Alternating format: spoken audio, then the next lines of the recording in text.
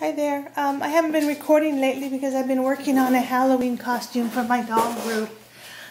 This costume took a lot longer to put together than I actually thought it was, but it turned out kind of cute. I call it the Ladybug, Super Ladybug, and this is what she looks like. She's got, well, I'm going to take her apart so you can see how I actually put her together. Here's the back of her wings. The back of her outfit. You see that? Yeah. These are the wings, and they're actually just attached to the bow tie. So let's go ahead and take her bow tie off, and all I did was I made a bow tie. Let me put her down. I made a bow tie that went around her neck, and I put a strip of elastic through the bow tie. The reason I needed that strip of elastic to go through here is because you need that, you need to be able to stretch it out when you go to hook it on the back of the doll's neck. So as far as the wings go, I just took 2 pieces of cardboard. Actually, I had, 4 pieces of cardboard because I had 2 different sides. So this one I put 1 layer of batting on, and I covered it with a Michael Miller fabric that I don't know if it's still available or not. It probably is, but this is a Michael Miller red with black polka dot. This was a fat quarter, so I didn't need much of it. And then I covered one side with 1 layer of batting, and the other side I put 3 layers of batting because I wanted to give it a little bit of a curve. I didn't do as much as I thought it was going to turn out, but you can see a little bit that there is a bigger curve on the top than the bottom.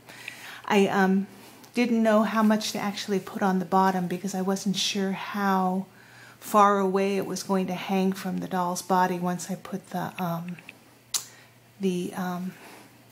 bow tie on.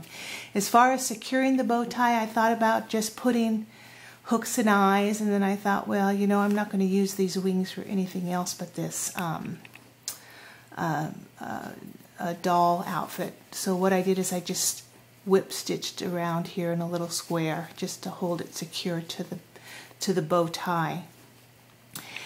This is like making those shoes. You're going to want to cover your connection points with cording so you don't see where the actual connection point was.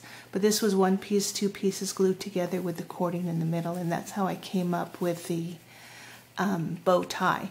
You can do the bow tie any fabric you want. I just thought this black and white polka dot, checkered, would look good with the black and white polka dot. It's just plain old black and white gingham. So that was the wings. So once I did the, I was kicking around different ideas for cuffs or gauntlets or something for the, because most of your superheroes like Wonder Woman has a W here or whatever. So I started out on a couple different designs. First I thought I would go with just a long arm sleeve, and I thought, well, that would be cute, but it just didn't match that outfit. Then I switched over to a let me see if you can see that in the, get that out of the way, a fingerless glove, and I didn't think that, it looked okay, but it wasn't as pretty as what I was looking for, so I didn't use this idea either. But those are 2 options for superhero looks if you're looking for that kind of look.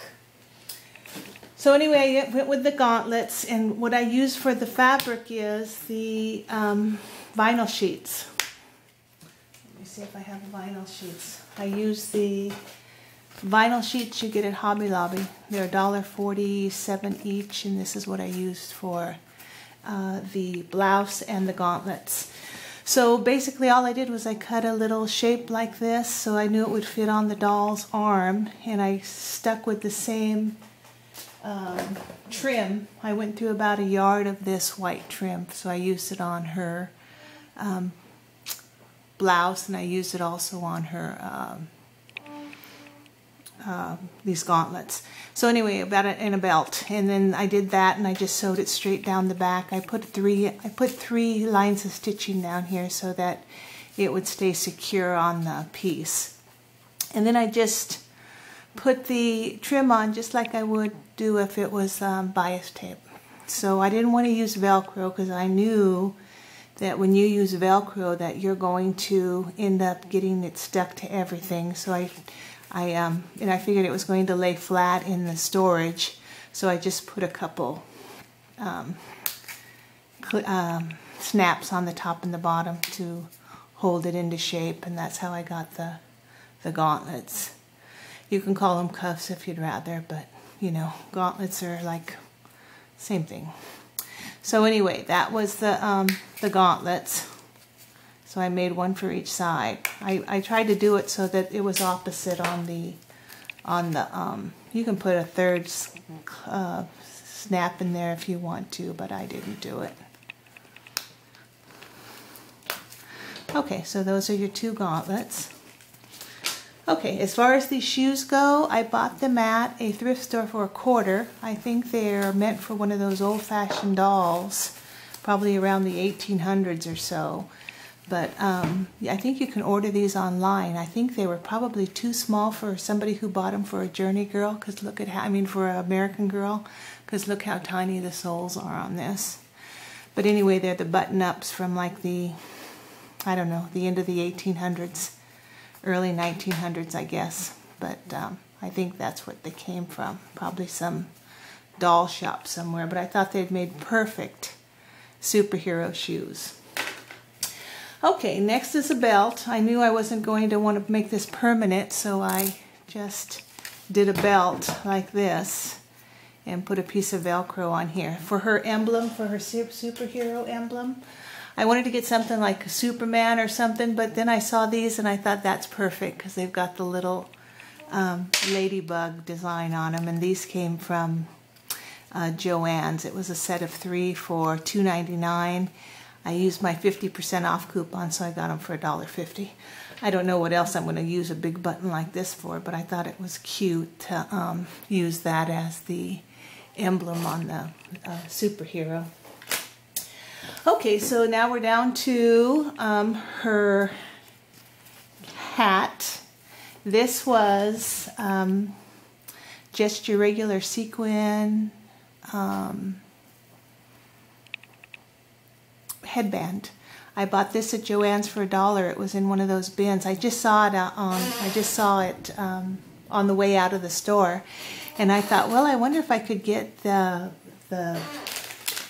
fuzzy sticks, the pipe cleaners, up through the fabric without hurting the fabric, and you can.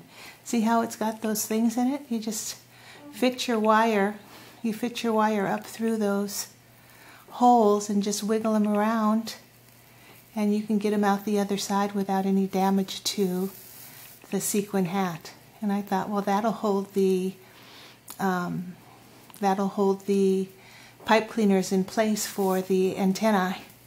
And that was how I got those to stand up.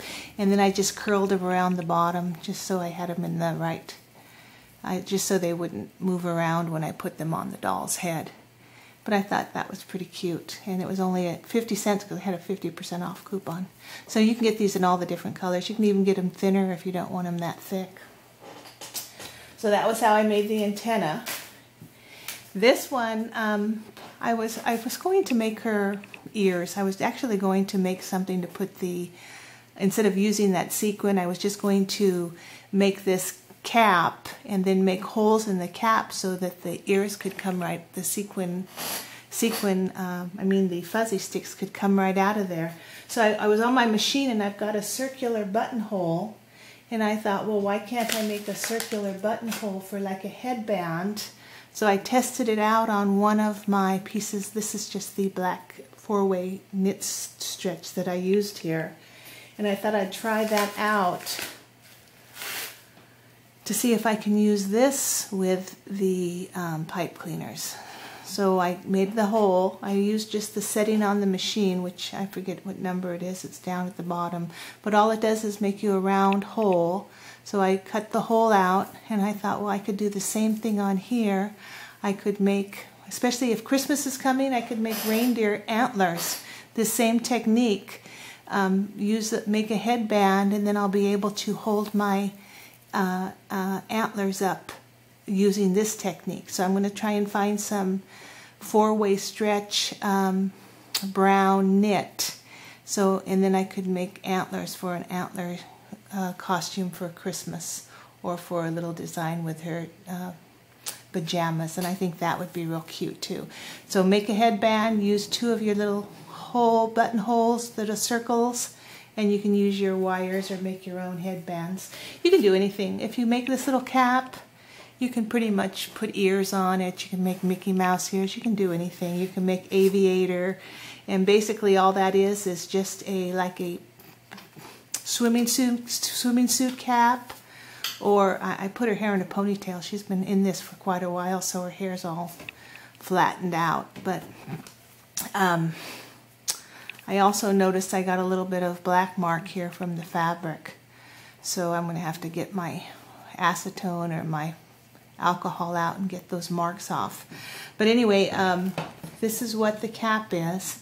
And it's just like a bathing cap. I just kept sewing it and sewing it and sewing it till it fit almost perfect. But if you just take like the shape of a knit cap, or even one of those what do you call it, ski mask, and get the shape.